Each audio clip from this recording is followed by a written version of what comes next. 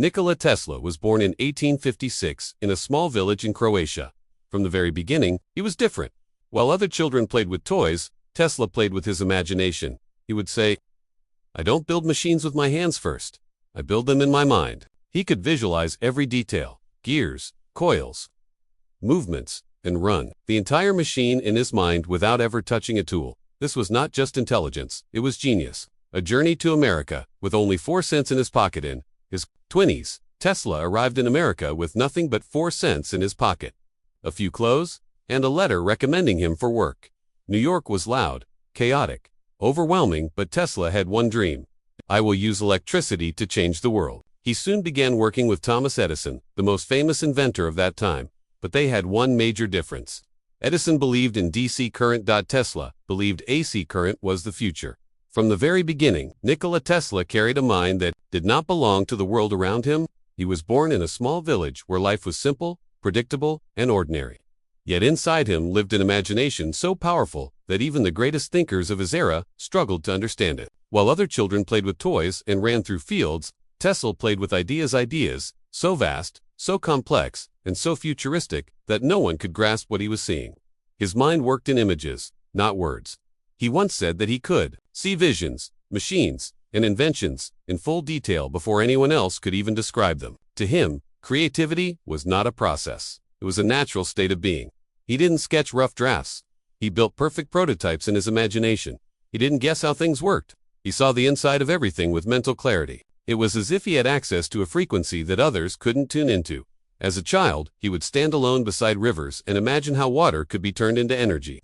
He would watch thunderstorms and study the patterns of lightning, thinking about how that raw power could one day be controlled and used. The natural world wasn't just scenery. To him it was a textbook, a classroom, and a laboratory. Every sound, every movement, every spark of light became inspiration for something bigger. People around him often misunderstood him. They thought he was lost in fantasies. They believed he daydreamed too much.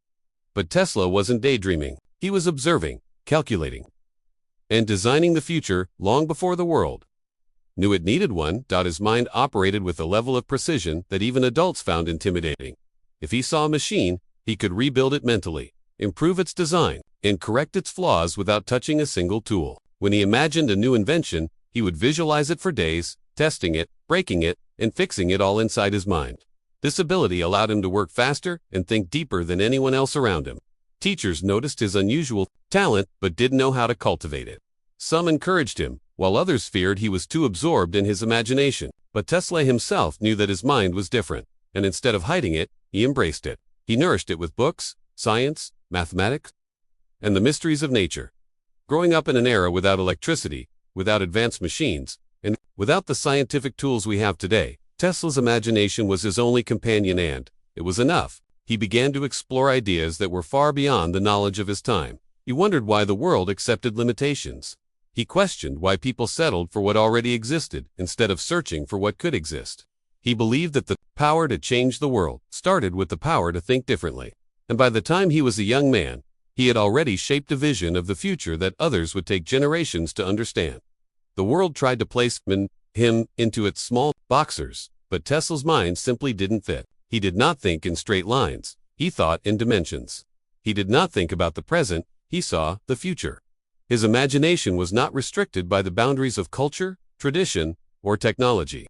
He had ideas about wireless communication. Long before radios existed, he imagined clean energy before anyone spoke about it. He envisioned a world powered by invisible forces where electricity moved freely and effortlessly. This wasn't magic to him, it was logic. His brain saw the world as a grand puzzle, and he spent his life rearranging the pieces in ways no one else could. Tesla's early years prove an important truth. Genius is not defined by age, background, or environment. It is defined by perspective. What makes someone extraordinary is not where they come from, but how they see the world. Tesla saw possibilities where others saw problems. He saw solutions where others saw obstacles.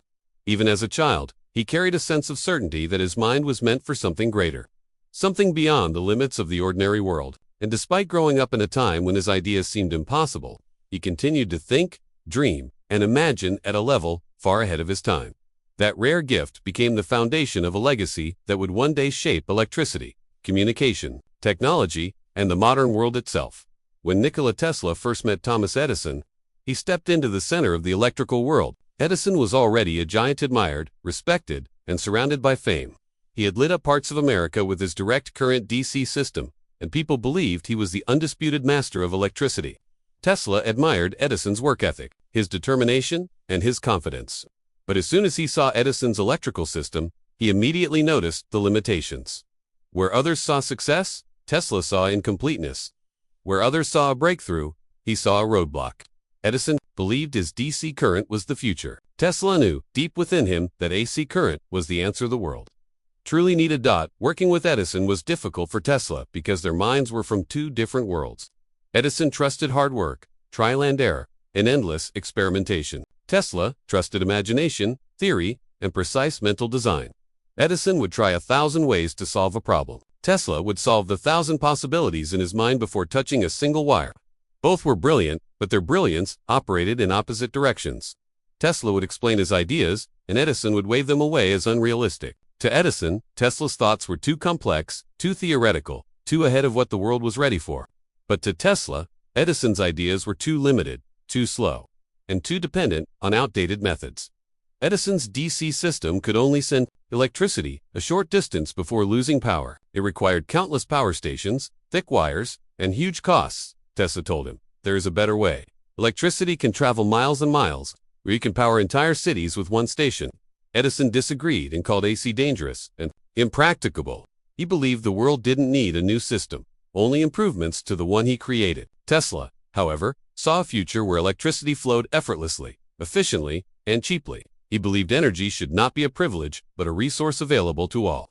He wanted to build a system that could reach faraway homes, farms, industries, something Edison's DC could never do.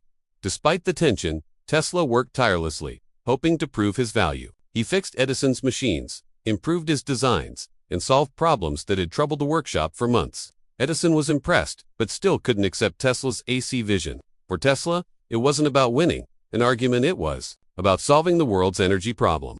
He believed that if the world kept using DC, progress would slow, costs would rise, and large-scale electricity would remain a dream. He didn't want to simply work for Edison. He wanted to revolutionize electricity itself.